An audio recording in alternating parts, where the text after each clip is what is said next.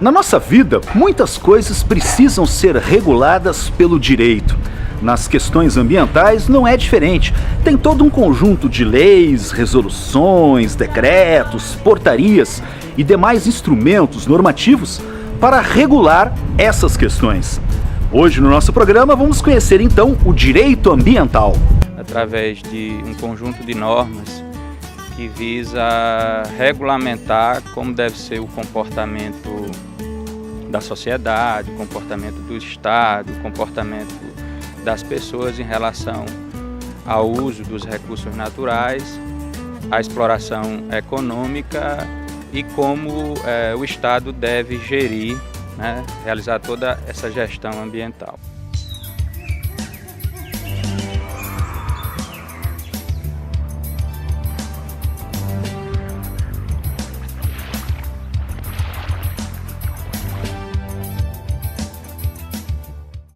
Olá! Como a gente já viu em outros programas, o meio ambiente traz várias questões que englobam o ar, as águas, o solo, o subsolo, os ecossistemas. E para regular a nossa relação com a natureza, existe um conjunto de normas e leis. É o direito ambiental. Vamos saber um pouco mais? O direito ambiental, na realidade, consiste numa forma de proteção jurídica do meio ambiente, através de um conjunto de normas que visa regulamentar como deve ser o comportamento da sociedade, o comportamento do Estado, o comportamento das pessoas em relação ao uso dos recursos naturais, a exploração econômica e como o Estado deve gerir, realizar toda essa gestão ambiental. O direito ambiental está bem alta, Vem caindo tanto nos exames da ordem como em concurso público. Vem em média de quantas questões e vem abordando mais ou menos o quê? Na realidade, o fato do direito ambiental cair em concurso público vem muito de uma demanda que existe em termos sociais, a partir de conflitos, de judicialização, e isso realmente fez com que a disciplina despontasse em termos de importância. Então, os concursos públicos das carreiras jurídicas realmente é muito explorado. Às vezes com conteúdo direto, com questões de conteúdo imediato e de forma transversal, com conteúdo do direito constitucional, do direito penal, do direito administrativo, do direito tributário, enfim. No doutorado, você está falando alguma coisa sobre o direito ambiental? Sim, tanto no mestrado, eu fiz o meu mestrado na Universidade Federal da Paraíba, a minha pesquisa foi sobre os impactos sociais, econômicos e ambientais da indústria de calcário no estado do Rio Grande do Norte, e no doutorado eu estou desenvolvendo uma pesquisa ainda inicial em relação à questão do controle sobre substâncias nocivas, especificamente agrotóxicos e sementes transgênicas, e o papel do modelo de desenvolvimento sustentável em relação a essa questão. Você ministra a disciplina aqui na UERN, de Direito Ambiental. O que tem nessa disciplina? O que os alunos veem? A disciplina é trabalhada num contexto interdisciplinar, A gente trabalha a parte de sociologia ambiental, de filosofia, a parte de jurídica propriamente dita, de forma que a gente passa para o aluno uma visão do contexto internacional, da proteção ambiental, a parte constitucional do direito ambiental, a política nacional do meio ambiente, a questão do planejamento urbano, o contexto de cidades sustentáveis, a parte de responsabilidade por danos ambientais, enfim, procura traçar esse perfil geral, Nos cursos de Direito, a disciplina é ministrada nos últimos semestres. O Arthur já cursou essa disciplina e vai contar pra gente como foi a experiência. Como foi a experiência, Arthur? Olha, foi uma experiência gratificante e inovadora, porque quando a doutrina do direito ela se volta para o direito ambiental, a gente percebe a importância desse ramo do direito para a implementação dos demais, porque sem um ambiente ecologicamente equilibrado e que seja responsável, nós não podemos implementar políticas públicas, que são o grande norte das discussões jurídicas de hoje.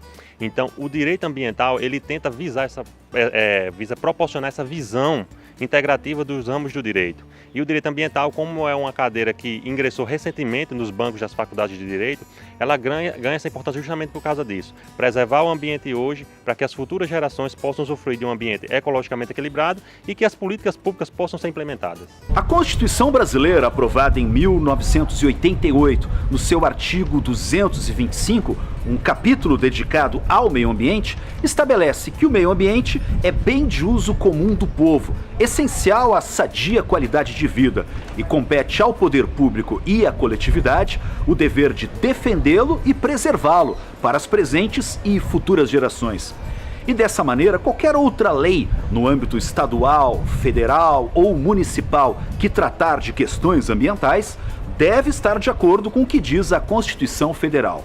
A Constituição de 88 é uma Constituição, dentro do percurso histórico nosso de tradição de constitucionalismo, é pioneira no sentido de reservar vários pontos, né? A gente chama inclusive que a Constituição traz um sistema constitucional de proteção ao meio ambiente, né? Desde a questão de trabalhar a propriedade num contexto de função socioambiental, né? A ação popular para a defesa do meio ambiente, a atividade econômica tendo como princípio a defesa do meio ambiente e expressamente um capítulo inteiro, que é a partir do artigo 225, que traça o perfil de modelo de Estado em relação à proteção do meio ambiente, né? São várias definições, várias obrigações estatais, né? No sentido de garantir um modelo de desenvolvimento equilibrado. Quem pensa que esse ramo do direito traz apenas obrigações, se engana. Todos nós temos direito ao meio ambiente ecologicamente equilibrado. Pelo menos isso é o que diz a Constituição, que é a base do direito ambiental. A nossa Constituição, por ser analítica, ela trata de diversos assuntos, entre eles o meio ambiente.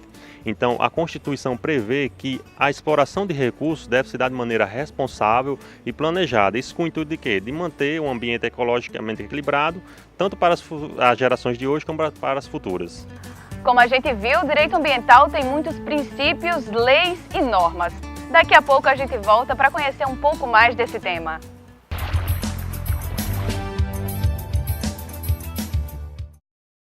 Todo mundo sabe que a água parada em volta de casa cria mosquito Aedes, mas as pessoas não se dão ao trabalho de acabar com os focos. Resultado? Dengue e agora Zika e a tragédia das crianças com microcefalia. É uma emergência. Cobre das autoridades a limpeza das áreas públicas, é responsabilidade delas. E faça a sua parte. O mosquito não vai picar só os seus vizinhos, vai transmitir doenças graves para sua família. Em 16 anos, a Liga Moçoroense de Estudos e Combate ao Câncer atendeu mais de 45 mil pacientes, salvando a vida de milhares de pessoas. Pessoas que não podem pagar e precisam da sua ajuda para que a Liga continue seu trabalho. Doar é um gesto de esperança. Faça sua parte e ganhe um sorriso para a vida inteira. Ação pela vida. Fazer o bem dá cor à vida. Liga Moçoroense de Estudos e Combate ao Câncer.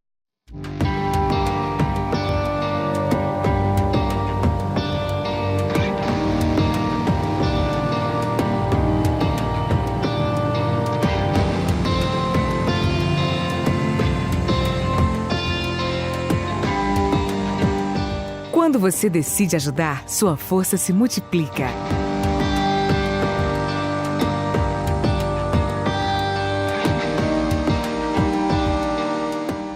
Alô, Mossoró! É uma alegria saber que agora a TV UERN transmite a programação do futuro aí para vocês. Que cada vez mais o Rio Grande do Norte possa fazer parte da nossa programação. Vida longa essa parceria!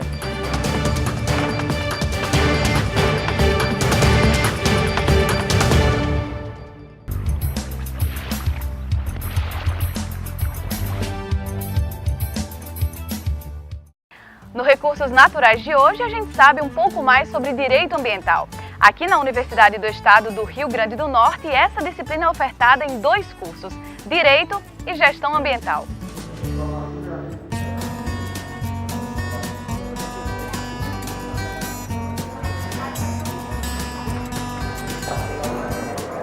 O direito é super importante. Qualquer profissional que trabalhe com meio ambiente, gestão ambiental, etc., tem que conhecer a fundo as leis. E, ao mesmo tempo, os advogados que trabalham com direito ambiental também têm que conhecer a ciência, porque boa parte da legislação ambiental que existe hoje utiliza conceitos que advêm de ciências ambientais, né? Então, quando você fala numa lei que protege uma área de manguezal, aí a primeira pergunta que vem, mas o que é um manguezal? Né, para delimitar esse manguezal. Se você disse que o manguezal é uma área de preservação permanente, mas o que é esse mangue? Durante muito tempo lá no Ceará, por exemplo, houve uma discussão em torno disso aí. O órgão estava licenciando empreendimentos de cassinicultura dentro de manguezal, porque não tinha um conceito bem constituído para delimitar esse mangue. Então, assim, é super importante uma interpretação correta, né, com base científica dessas leis ambientais. Mas claro que quando entra no âmbito jurídico, a discussão ela pode caminhar léguas e léguas sem que haja um consenso, com divergências e etc. E o pessoal do direito também procura vocês, que é quem faz os estudos ambientais? Sim, o pessoal do direito, e às vezes, por exemplo, quando tem alguma questão judicial, o juiz ele chama o quê? O perito. Né? Então, quando o juiz tem dúvida sobre uma questão que envolve uma legislação e um conflito do direito realmente, aí ele chama um pesquisador que seja mais apto naquela área para dar um parecer, né, sobre a questão. Esse se chama o perito ambiental, a perícia ambiental. O cara vai lá, né, como perito. Por exemplo, teve um caso uma vez em Fortaleza que um professor da UFC foi chamado para dar um parecer sobre uma área, para dizer se a área era uma duna ou não era uma duna. Que incidia simplesmente. A lei da APP. Porque um empreendedor queria construir um prédio lá e estava com problema judicial, o órgão ambiental entrou na justiça e foi toda uma questão. Aí ele foi chamado só para chegar na área e dizer, isso aqui é uma duna ou não é uma duna, faça o parecer. Ele fez o parecer. Teve que ir no Código Florestal para dizer se podia ou não construir. Exatamente, porque é considerado uma pessoa de notório saber, um saber que o juiz, por exemplo, não tem. Né? Nem um advogado tem que ser uma pessoa realmente da área. Então existe o quê? Uma relação direta entre o direito ambiental e a área técnica, os pesquisadores e especialistas do meio ambiente. Os gestores ambientais que estão no IBAMA, no IDEMA, na SEMASSE, no caso do Ceará, a toda hora precisam recorrer à lei ambiental? Toda hora. Eles trabalham com as leis embaixo do braço, porque aí mais ainda, né? Os órgãos ambientais, o IDEMA, a SEMASSE, o órgão estadual, o órgão municipal, jamais pode fazer nada que esteja fora daquilo que está descrito na lei. Não, então a lei é a base de tudo, as resoluções do CONAMA, né? Existem questões judiciais que avançam, né? Mas o fato é que esses órgãos eles têm que se apropriar de todo esse conjunto de legislação federal, estadual e municipal para poder desenvolver suas atividades com segurança jurídica, né? Para vocês também identificarem o que é o impacto ambiental, vocês também precisam recorrer o quê? Na Política Nacional do Meio Ambiente, Resolução 237 do CONAMA, como é que vocês fazem? Bom, impacto ambiental aí já seria voltado para um empreendimento que vai se instalar, né? E se ele for potencialmente impactante, aí tem que ser feito um estudo, uma avaliação de impacto ambiental que engloba um estudo de impacto ambiental e um relatório de impacto ambiental. Aí nesse momento aí tem que ser formada uma equipe interdisciplinar, né? Várias áreas do conhecimento, dependendo do empreendimento e dependendo do ecossistema que ele vai, onde ele vai ser instalado, aí vai ser feito um termo de referência pelo órgão ambiental, onde ele vai dizer que profissionais ele quer participando daquele estudo. E aí, daí por diante, você tem o prosseguimento, né, do estudo e um estudo pode demorar 6 meses a 2, 3 anos, né? E às vezes é muito caro. Bom, basicamente é isso. É o empreendedor que paga esse estudo? Exatamente. Aqui no Brasil, em relação à avaliação de impacto ambiental, nós nos baseamos na experiência francesa, né? Porque nos Estados Unidos, por exemplo, é diferente. Quem faz o estudo é o próprio Estado, não é uma empresa de consultoria, né? Quem paga o estudo o Estado americano, ele é que faz, os técnicos do órgão ambiental deles é que fazem o estudo de impacto ambiental. Na França não, já são contratadas consultorias particulares. Aí o empreendedor ele vai lá e contrata a consultoria, que é como o Brasil adotou também o seu prosseguimento de avaliação de impacto, baseado na experiência francesa, né? Ela é interdisciplinar porque ela não é eminentemente jurídica, né? Ela depende de uma abordagem da ecologia, de conceitos da biologia, Para se ter uma ideia, por exemplo, o profissional da área do direito, se ele fizer uma leitura da lei dos crimes ambientais, sem ter uma compreensão mínima de conceitos da biologia e da ecologia, certamente ele não vai compreender a temática. Se ele fizer uma leitura da lei de biossegurança, sem um mínimo de conhecimento na área de engenharia genética, ele também não terá compreensão do que a norma quer no sentido de aplicação, né? Então, a interdisciplinaridade é isso, né? Um misto de conhecimentos. Então, até isso demonstra que os profissionais da área do direito que queiram, né, ingressar nesse ramo, eles precisam ter essa visão global, né? Uma visão holística, do ponto de vista até da ciência, né? Em matéria ambiental, a gente, do ponto de vista legislativo, o Brasil ele começa a criar essas normas a partir da década de 80, né? Vem a Lei da Política Nacional, em 1981, depois a gente tem as normas que tratam sobre política de recursos hídricos, política de educação ambiental, mais recentemente a política de resíduos sólidos, a política de mudanças climáticas, um novo Código Florestal, enfim. É uma legislação nova, recente, né? Que muitas vezes é fruto de uma tendência internacional, a partir de discussões internacionais, de encontros que o Brasil participa, de tratados e acordos que o Brasil é signatário, e que a partir disso aí a humanidade tenta trabalhar um contexto de uma legislação uniforme, né? Uma das primeiras normas brasileiras de direito ambiental foi a Lei Federal número 6938, aprovada em 1981, que dispõe sobre a Política Nacional de Meio Ambiente, também conhecida pela abreviatura PNMA. E a partir disso, qualquer lei estadual, municipal ou federal que trate também de questões ambientais deve estar de acordo com a Política Nacional de Meio Ambiente.